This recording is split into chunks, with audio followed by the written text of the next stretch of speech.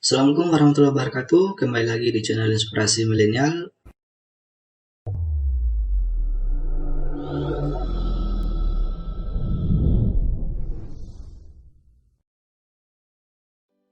Baik teman-teman sekalian, berjumpa lagi dengan saya.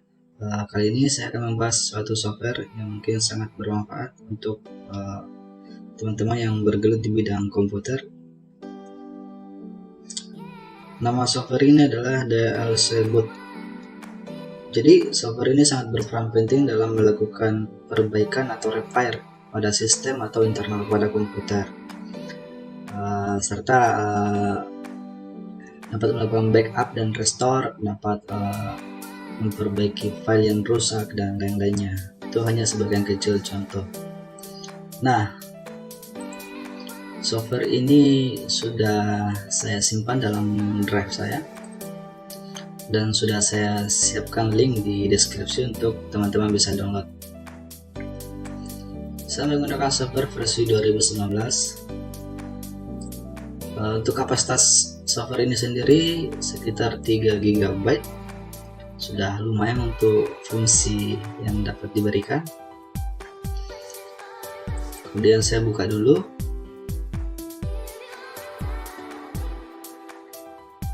Your system is Windows.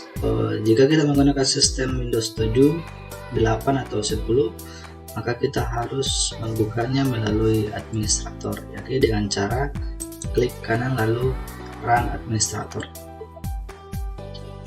lalu yes. Nah, beginilah rupa dari tampilan software ini. Jadi software ini adalah gabungan dari beberapa tools ataupun aplikasi yang dapat kita manfaatkan untuk memperbaiki internal atau sistem dari PC maupun laptop kita. Nah, software ini bisa digunakan oleh para teknisi maupun secara individu yang ingin belajar otodidak dalam melakukan repair sistem. Nah, ada beberapa pilihan di bagian sini. Ada mini Windows, atau mini WinTools, ada Disk Tools, ada Backup and Restore, Driver, Network, dan lain-lainnya.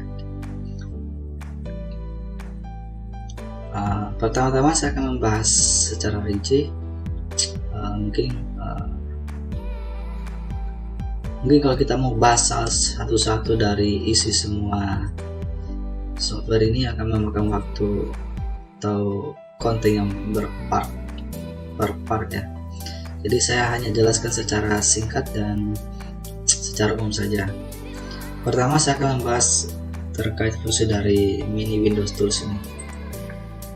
Jadi dari software di dalam mini Windows Tools ini, dia fungsinya adalah untuk menjalankan Windows secara portable. Nah, jika teman-teman mengalami blue screen atau tidak dapat masuk di Windows, maka beberapa software di dalam ini bisa kita manfaatkan untuk masuk ke dalam drive, apakah untuk menyelamatkan dari isi hard disk ataupun lain-lainnya. Kemudian ada Disk Tools. Disk Tools ini dia berfungsi untuk memperbaiki masalah internal pada penyimpanan hard disk. Nah, contohnya jika hard disk teman-teman kalian bermasalah atau bad sector, beberapa software di dalam ini bisa kita manfaatkan untuk memperbaiki bad sector tersebut. Bisa menggunakan HDTool Pro, bisa menggunakan Crystal Disk Info, atau jika ingin masuk ke dalam Windows namun lupa passwordnya, kita bisa menggunakan Active Kill Disk.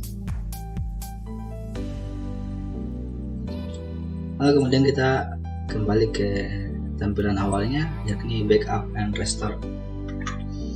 Nah, Backup and Restore ini sering saya gunakan untuk melakukan backup sistem operasi atau local disk C. Bisa pula untuk melakukan backup pada partisi ataupun disk secara keseluruhan. Nah, software yang sering saya gunakan adalah Ghost 32.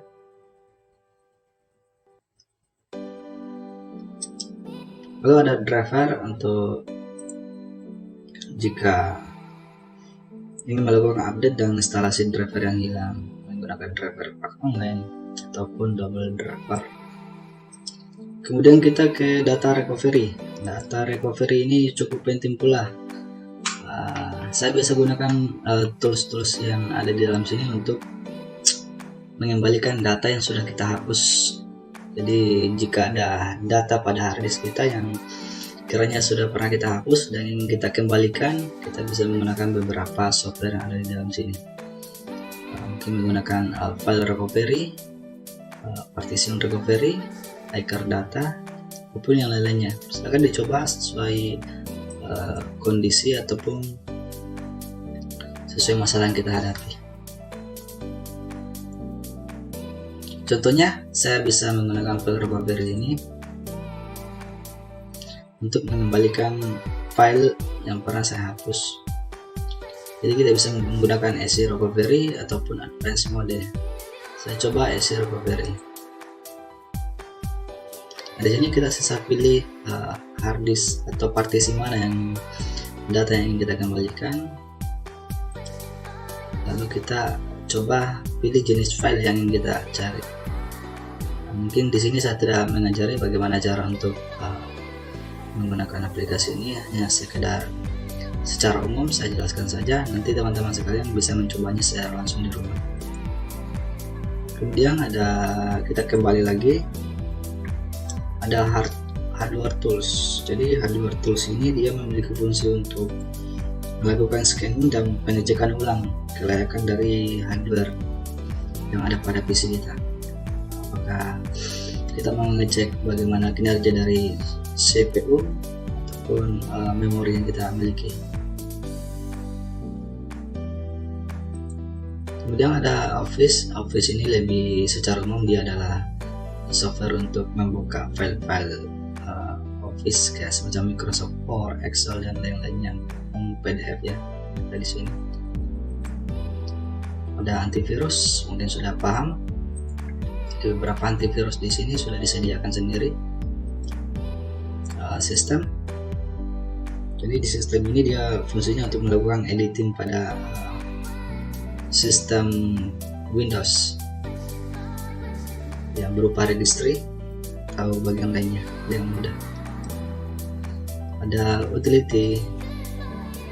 Jadi di utility ini dia beberapa software di dalamnya merupakan software tambahan yang serbaguna dalam melakukan reparasi.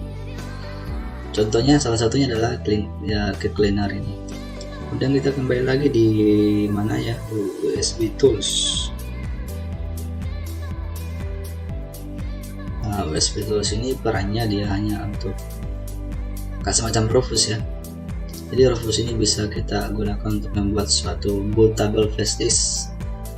Jika kita ingin menginstal Windows melalui flash disk, kita bisa menggunakan ini, atau kita mau memasukkan suatu sistem operasi baik itu Linux ke dalam flash disk, kita bisa menggunakan ini. Dan ada password remove.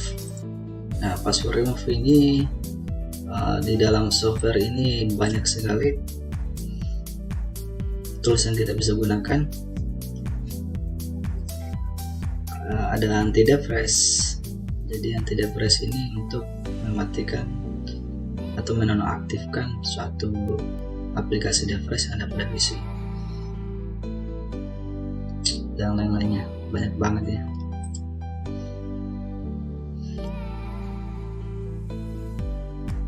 Ada untuk memberikan aktivator pada Windows ataupun Microsoft Office jika kita menggunakan software yang sekiranya tidak ori dari websitenya, kita menggunakan aplikasi-aplikasi ini untuk